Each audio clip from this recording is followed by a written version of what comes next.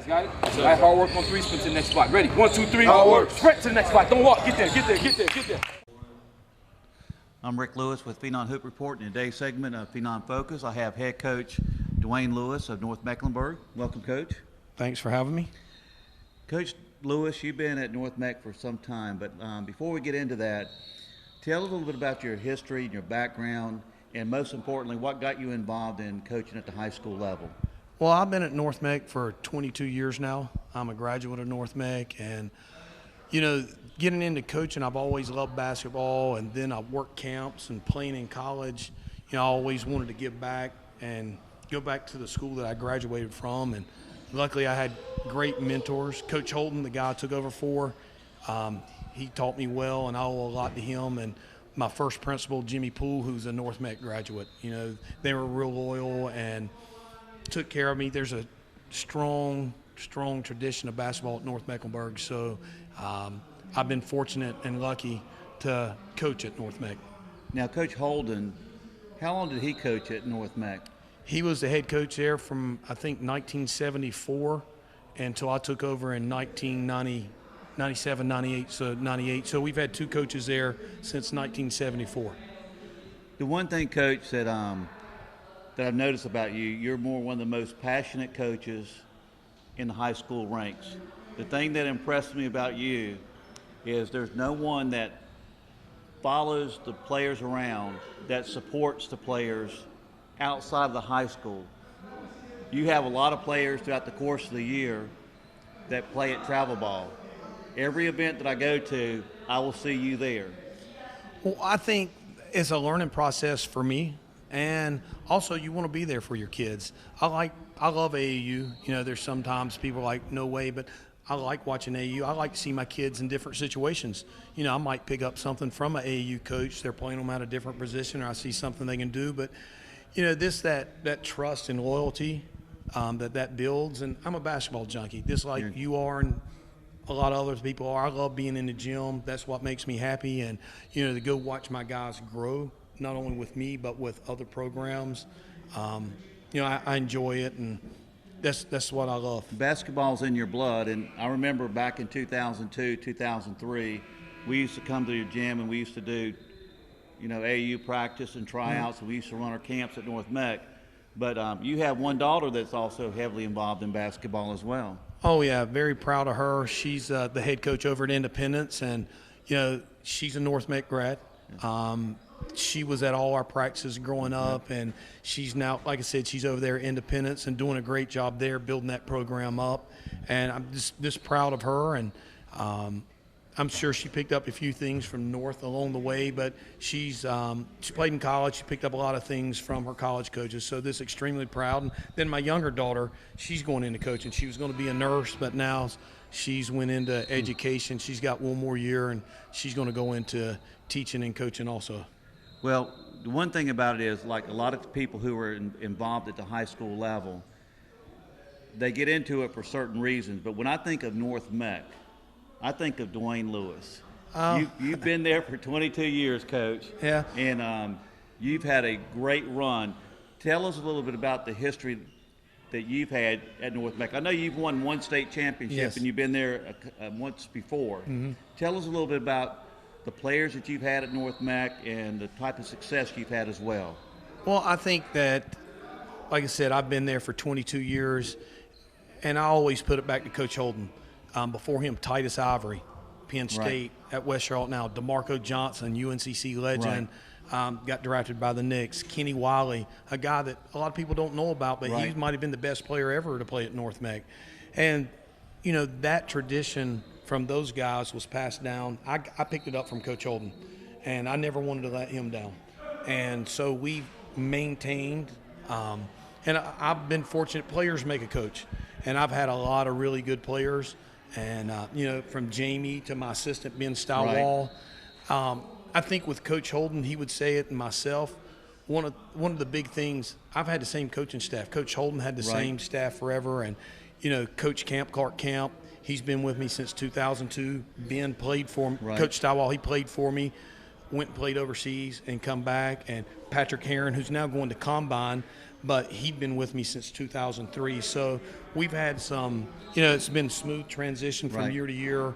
But I've been blessed to have a lot of really good players. And the thing that we always say at North Meck, I was just talking to one of my former players. He was wanting to talk to me. And if you trust the process and if you come and buy into what we're doing from ninth grade on, you're going to have the opportunity to advance your basketball career. And, everybody talks about state championships and things like that. We rarely talk about it. Right. We want development. We want kids to buy in and trust the process. And if you're developing players, wins take care of themselves.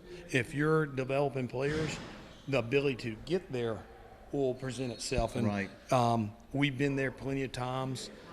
We've gotten to the regionals plenty of times, and sometimes you have injuries and things like that. But the bottom line is to see those guys sign that college scholarship or get the opportunity to go play at the next level. And I think we've had over 90 since we've been there. We've had a ton of players go play basketball, football, baseball, but we've been blessed, and players make a good coach. Well, I know you give a lot of credit to the players, but a lot of times it's the leadership that you also instill into your program, because I look at the one thing that always stands out, the amount of passion you have, how much you care with these kids.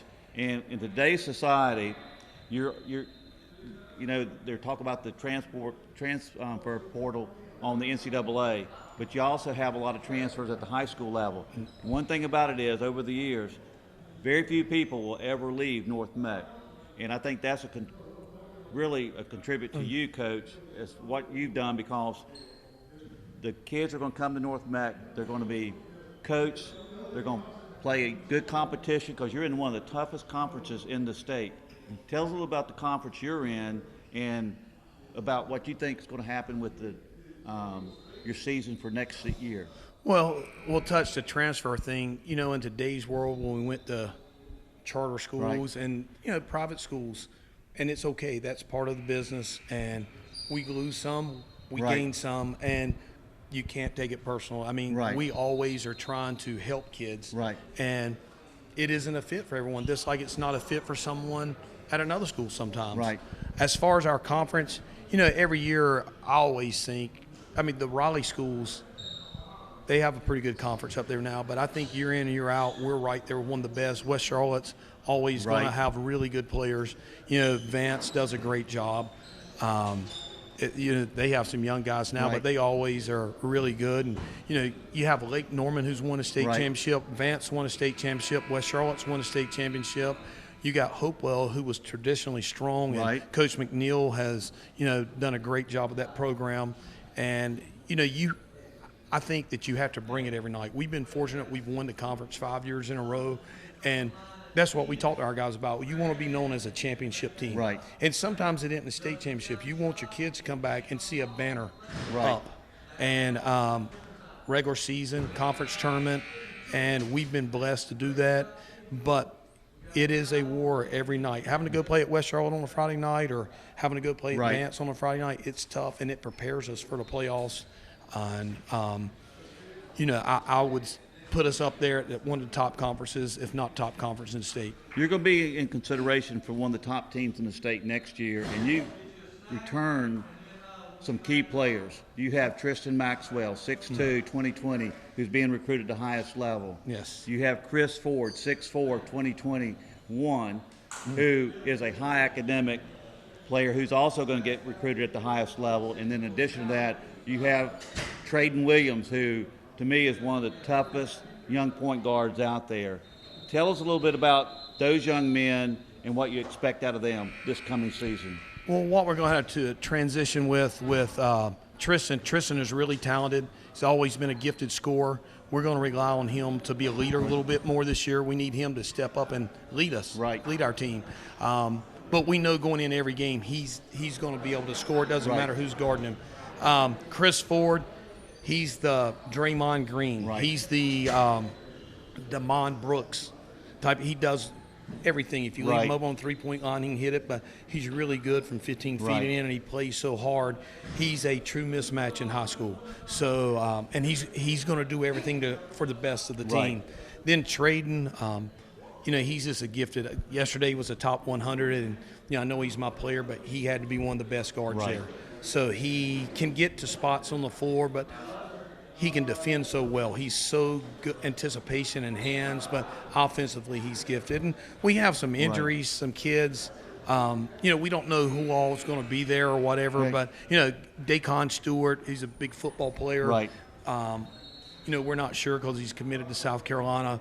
What's going on with him. And DeMar Anderson, who's a Division I player, he tore his ACL last year. That hurt us a lot. He's a really talented guy that we can play multiple positions. And Shaman Artis was a guy he had a gruesome injury there at the end of the year, snapped his wrist and hand and broke 3 fingers. Right. He's not back yet. So we've been playing. We don't have our full deck, but if everyone comes back and everyone's healthy, we have a chance to be there, and that's all you want. We have a chance.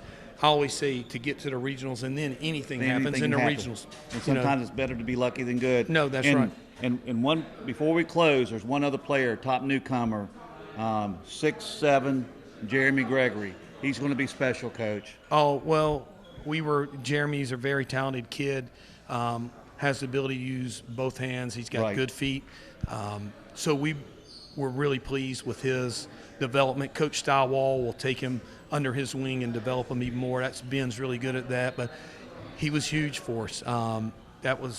We're extremely happy that he's there, and he'll be a major difference maker for us this year. And I got a couple other kids, Tony Waters off Team Charlotte, and then Marcus Farley, Cam Gates, who just played well out there, and Jordan Crawford. Those guys are going to they can steal some minutes, but Jeremy he's a load. So Now, is there any truth to the rumor that North Meck is going to have 2 varsity teams this season?